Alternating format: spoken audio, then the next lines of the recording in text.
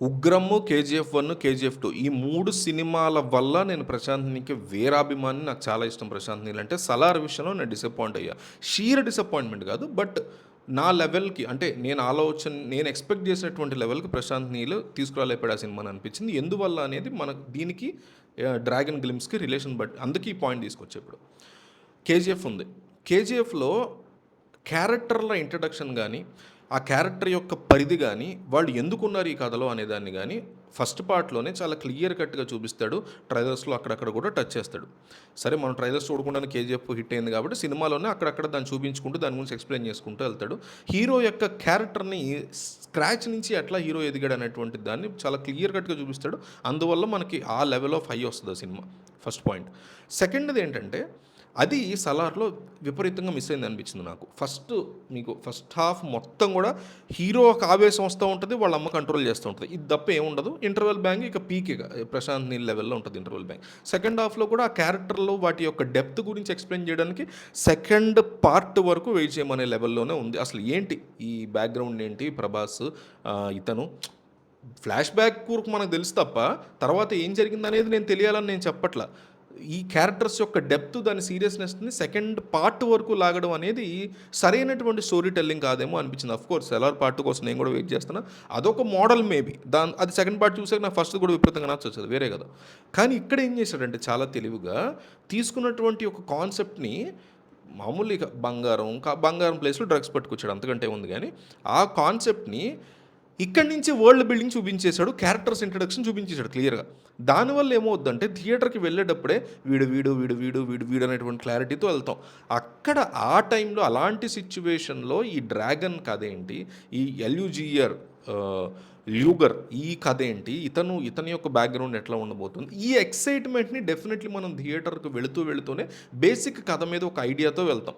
అందువల్ల పీక్స్ అనమాట. అట్లాంటి పాయింట్ని తీసుకురావడం పీక్స్ అనమాట. ఇది నాకు గ్లిమ్స్లో విపరీతంగా ఇష్టమైనటువంటి పాయింట్ ఇది.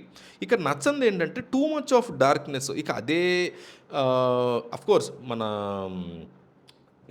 మ్యాడ్ మ్యాక్స్ ఫ్యూరీ రోడ్ నుంచి ఇన్స్పైర్ అయినటువంటి one of the directors 'Prashanth Neel' చెప్తూ ఉంటాడు ఎప్పుడు చిరంజీవి సినిమాల్లో ఉన్నటువంటి ఆ హైప్, దానివల్ల నాకు విపరీతంగా ఇష్టము. చిరంజీవి సినిమాల్లో బీభత్సమైనటువంటి హై ఉంటుంది, ఎలివేషన్స్ ఉంటాయి. అఫ్కోర్స్ ఎలివేషన్స్ ఉండాలి హీరోకి, బట్ దాని చుట్టూ కథ అంత ఇంపార్టెంట్ అనేది ఫైనల్గా 'ప్రశాంత్ నీల్' అర్థం చేసుకున్నాడా అని అయితే అనిపించింది. కానీ same dark thing, too much of violence మాత్రమే బేస్ చేసుకుని, నా పాయింట్ ఏంటంటే ఒక స్టోరీ చెప్పేటప్పుడు ఇట్లాంటి ఒక ఓపియం కోసం ఫైటో, ఒక గోల్డ్ కోసం ఫైటో, ఇట్లాంటి స్టోరీ చెప్పేటప్పుడు మోర్ దాన్ వైలెన్స్ ఒక ఇంటెలిజెంట్ యాంగిల్ ఎట్లా పనిచేసింది, హీరో విలన్ని కానీ, విలన్ హీరోని కానీ, విలన్స్లో విలన్స్ కానీ, హీరోకి సంబంధించిన వాళ్ళు కానీ ఏ రకంగా ఒకళ్ళ మీద ఒకళ్ళు ఎత్తుగడల మీద పై ఎత్తుగడలు ఎట్లా వేసుకున్నారు అనేది కూడా చూపిస్తూ దాంట్లో అక్కడక్కడ వైలెన్స్ పెడితే పీక్ ఉంటుంది. అట్లా చూపిస్తాడా ఈసారైనా, లేక కంప్లీట్గా వైలెన్స్కే స్టిక్ అయిపోతాడా అనేటువంటి ఒక భయం మాత్రం ఉంది. బట్ గ్లిమ్స్ మాత్రం as a 'Prashanth Neel' fan నాకు చాలా ధైర్యాన్ని ఇచ్చింది. ఓకే, ఇంకోటి ఏదో చూపించబోతున్నాడు. అఫ్కోర్స్ తీసుకున్నటువంటి కథ బ్రిటిషర్స్ అంటున్నాడు, అవంటున్నాడు, ఇవంటున్నాడు, అంటే ఆల్రెడీ ఉన్నటువంటి ఒక బేసిక్ స్టోరీకే ఒక ఫిక్షన్ మోడ్ని అప్లై చేశాడు. అటు ఆఫ్ఘనిస్తాన్లో ఒక కంపెనీ ఉంటుంది, ఇటు బెర్ముడా ఈ గోల్డెన్ ట్రయాంగిల్ దగ్గర ఒక కంపెనీ ఉంటుంది. ఈ రెండు కంపెనీకి సంబంధించినటువంటి ఓపియం, బ్రిటిషర్స్ ఏదైతే ఓపియం వదిలేసి వెళ్ళిపోయారు డ్రగ్, దానికోసం పడేటువంటి పోరాటం, దానికోసం ఎవరెవరు విలన్స్ రంగంలోకి దిగారు ఏంటి, ఈ కథని ఎక్స్ప్లెయిన్ చేయబోతున్నాడు అనేది మనకు అర్థమవుతుంది. సో ఆబ్వియస్లీ ప్రతి 'ప్రశాంత్ నీల్' సినిమా లాగానే ఒక ప్రెషియస్ థింగ్ కోసం అందరూ పడి కొట్టుకుంటూ ఉంటారు. అందులో హీరోకి డిఫరెంట్ పాత్ర, కింద నుంచి ఎదిగొచ్చినట్టు హీరోనా 'కేజీఎఫ్' లాగా, లేకపోతే అందులోనే ఒకడు వాళ్ళలో డిఫరెంట్ ఫ్యామిలీ ఇష్యూస్ ఉంటాయి ఆ 'సలార్' లాగా. ఇది ఇక బయట నుంచి వచ్చినటువంటి లూగర్, ఆల్రెడీ ఇండియన్ ఆర్మీయో లేకపోతే ఇండియన్ రా పెట్టినటువంటి వాడ, ఇట్లాంటి ఒక డిఫరెంట్ స్టోరీని తీసుకోవడానికి అర్థమవుతుంది. నేను ఇందాక చెప్పినట్టే మళ్ళీ నాకు ఒక ధైర్యాన్ని ఇచ్చాడు 'ప్రశాంత్ నీల్'. ఓకే, 'ప్రశాంత్ నీల్' ఈ గోల్లో కొట్టుకుపోవట్లేదు, ఒక డిఫరెంట్ అప్రోచ్తో రాగలిగాడు. ముందు క్యారెక్టర్స్ని ఇంట్రడ్యూస్ చేస్తున్నాడు జనాలకి. ఎంతమంది ఉంటారు సినిమా, ఎంత గంపెడు మంది ఉన్నారు. 'త్రివిక్రమ్' సినిమాలో చూస్తుంటాం మనం, ఇంత పెద్ద స్టార్ క్యాస్ట్ దింపి పడేశాడు మిగతా వాళ్ళందరినీ. 'త్రివిక్రమ్' ఎందుకు పనికొస్తాడు, ఆ లెవెల్లో దింపుకొచ్చాడు మొత్తం. డెఫినెట్లీ మంచి పాయింట్ తీసుకున్నాడు అనిపిస్తుంది నాకు. అంటే పాయింట్ రొటీన్ అయినా కూడా మనకి ఎక్కించే విధానంలో ఆ పాయింట్ మంచిగా ఎంట్రీ చేశాడు అనిపించింది. సేమ్ టైము కొన్ని మైనస్లు ఉన్నాయి. ఎన్టీఆర్ కొన్ని చోట్ల మార్ఫ్ లాగా అనిపించింది. ఎన్టీఆర్ ఓపెనింగ్ సీనే కళ్ళజోడు తీసే సీన్‌లో డెఫినెట్లీ మార్ఫ్ లాగా అనిపించింది. మార్ఫ్ కాకపోయి ఉండొచ్చు, అవునని కూడా నేను అంటలే. బట్ చూడడానికి మాత్రం ఎడిటింగ్ ఫాల్టా, వీడియో మిస్టేకా, నిజంగా మార్ఫో మనకు తెలీదు. చూడడానికి అయితే అట్లా అనిపించింది. ఎన్టీఆర్ డైలాగ్స్ డౌన్ అనిపించింది నాకు. ఎన్టీఆర్ అంటేనే పీక్స్ ఆఫ్ డైలాగ్స్. 'దేవరా' లాంటి ఒక యావరేజ్ సినిమాలో కూడా భయంకరంగా ఉంటాయి డైలాగ్స్. అసలు ప్రశాంత్ నీల్ డైలాగ్స్ నాకు చాలా ఇష్టం.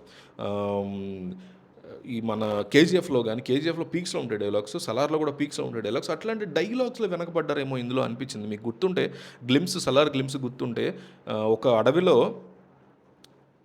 ఒక ఒక అడవిలో మన ఏనుగు డేంజరస్, పులి, సింహం డేంజరస్, కానీ జురాసిక్‌లో పార్క్‌లో కాదని చెప్పి ఆ ముసలోడు చెప్పేది ఉంటది. అది గ్లిమ్స్ ఓపెనింగ్ ఆ సీను. అది హీరో ఎలివేషన్ ఓకే. బట్ అక్కడే అంత పీక్‌లో ఉన్నప్పుడు క్యారెక్టర్స్‌ని ఇంత లెవెల్‌లో ఇంట్రొడ్యూస్ చేస్తూ 'రుక్మిణి వసంత్' చెప్పే డైలాగ్స్ బాగున్నాయి మళ్ళీ. అదే చెప్తున్నా. అవి బాగున్నాయి. బట్ ఎన్టీఆర్ తన గురించి తాను చెప్తున్నటువంటి డైలాగ్స్ అన్ని అవసరంలా ఎక్కువ పెట్టాడు. ఒక్కడు కూడా పెద్ద ఇంప్రెసివ్‌గా అనిపియలేదు నాకైతే పర్సనల్‌గా. కొంత ఒక డైలాగ్ పెట్టినా కూడా పీక్‌లో ఉండేటువంటిది ఒక్కటి పెడితే బాగుండేది. ఎందుకంటే ఎన్టీఆర్ ఆ వాయిస్‌తో చెప్పేటువంటి ఆ డైలాగు సింగిల్‌ది పెట్టినా పీక్‌లో ఉండేటువంటి డైలాగ్ అది. చెప్తే మాత్రం బాగుండేదనిపించింది. 'కేజీఎఫ్ 2'లో కూడా మీకు ఆ గన్ షాట్ ఉంటది కదా! అట్లాంటిది కూడా ఒకటి పెట్టుంటే బాగుండేదనిపించింది. సో, ట్రైలర్ అయితే గ్లిమ్స్ అయితే వరల్డ్ ఇంట్రడక్షను, క్యారెక్టర్ ఇంట్రడక్షన్ చూసుకుంటే పీక్‌లో చాలా పర్ఫెక్ట్‌గా చేశాడు. ఎన్టీఆర్‌ని కూడా చాలా బాగా చూపించాడు. అంతా బాగుంది. అయితే కొన్ని మైనస్‌లు డెఫినెట్‌గా నాకైతే అనిపించింది రివ్యూ విషయంలో. మీకేమనిపించింది ఈ గ్లిమ్స్ చూసినప్పుడు కామెంట్ చేయండి.